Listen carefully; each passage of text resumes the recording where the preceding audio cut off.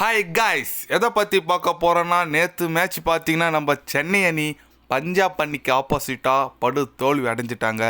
இதை தொடர்ந்து இன்னும் சென்னை அணிக்கு எவ்வளோ மேட்ச் இருக்குது, சென்னை அணி எவ்வளோ மேட்ச் ஜெயிச்சா டாப் 4ல் முடிக்கும், இல்லை டாப் 2ல் முடிக்கலாம், எத்தனை மேட்ச் ஜெயிக்கணும், இன்னும் எந்தெந்த டீமுக்கிட்ட மேட்ச் இருக்குன்னு சொல்லிட்டு இந்த வீடியோவில் டீட்டெயில்டாக பார்க்கலாம். அதுக்கு முன்னே நீங்கள் நம்ம சேனலுக்கு புதுசாக வந்திருந்தீங்கன்னா ஒரு சப்ஸ்கிரைபு, வீடியோ பார்த்து முடிஞ்ச பிறகு ஒரு லைக் ஒன்று போட்டுப்பாங்க. வாங்க வீடியோக்குள்ளே போகலாம். நம்ம ருத்துராஜ் கெய்க்வாடுக்கும் டாஸுக்கும் ராசி இல்லைங்க. இது வரைக்கும் 10 மேட்ச் நம்ம விளையாடிருக்கோம். அதில் 9 டாஸ் தோற்றுருக்காரு. அதுவும் டாஸ் போடும்போது கிண்டலாக சொன்னார், நான் டாஸ் போனாலே எங்கள் பேட்ஸ்மேன்லாம் பேடை கட்டி வச்சிடறாங்க களம் இறங்கிறதுக்கு, அந்த மாதிரி தான்லாம் பேசிகிட்ருக்காரு. அதனால் டாஸுக்கு அவருக்கும் ராசி இல்லை. நேற்று நம்ம பஞ்சாப் அணி ஈஸியாகவே சென்னை அணி வின் பண்ணிட்டாங்கன்னு சொல்லலாம். அது இல்லாமல் ரீசெண்டாக ஃபார்மில் இருக்காங்க நம்ம பஞ்சாப் அணி.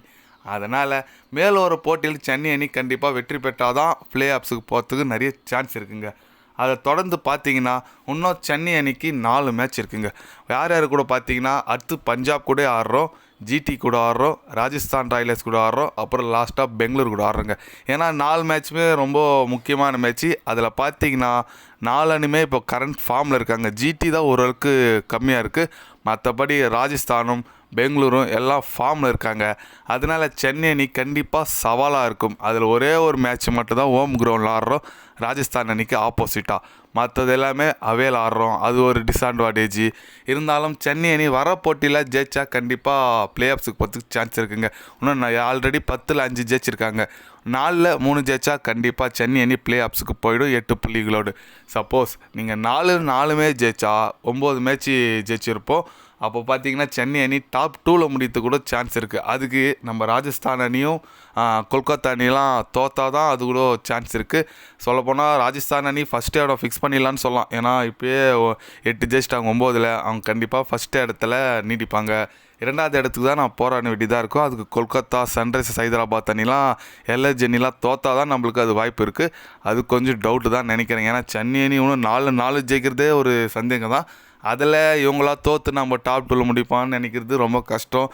அட்லீஸ்ட் நம்ம ப்ளே ஆஃப்ஸுக்குனா கொஞ்சம் போராடலாம். 4ல் 3 ஜெயிச்சா கண்டிப்பாக உள்ளே போயிடலாம். அப்படி 4ல் நீ 2 ஜெயிச்சா ஏதோ 2 இருந்து ஒரு மெடிக்கல் மிராக்கல்லேருந்து போகிறதுக்கு தான் சான்ஸ் இருக்கும். அதெல்லாம் நம்ம தேவையில்லாதுங்க. 4ல் 3 ஜெயிக்கணும், அதுக்கான ஃபோக்கஸ் மட்டும் நம்ம பண்ணோம். கண்டிப்பாக தலை தோனி இருக்கார், அவர் பார்த்துப்பாருன்னு நான் நினைக்கிறேங்க. எந்த மாதிரி மேட்ச்சு எடுத்துகிட்டு போகணும். அது மட்டும் இல்லாமல் லாஸ்ட் மேட்ச் பார்த்துருப்பீங்க, ரிச்சர்ட் கெய்ல்சன் வந்து ஃப்ளையிங் லெவலில் இறங்கியிருப்பாங்க பத்திரனுக்கு பதிலாக. அது மட்டும் இல்லாமல் முஸ்தபிசர் ரஹ்மான் அவர் நாடு திரும்புகிறதா அறிவிச்சிட்டாங்க.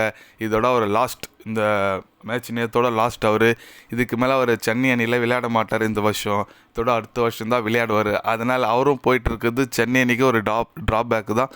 பரவாயில்ல, அதுலேருந்து எப்படி பவுன்ஸ் பேக் பண்ணுறாங்க நம்ம வெயிட் பண்ணி தான் பார்க்குறோம்.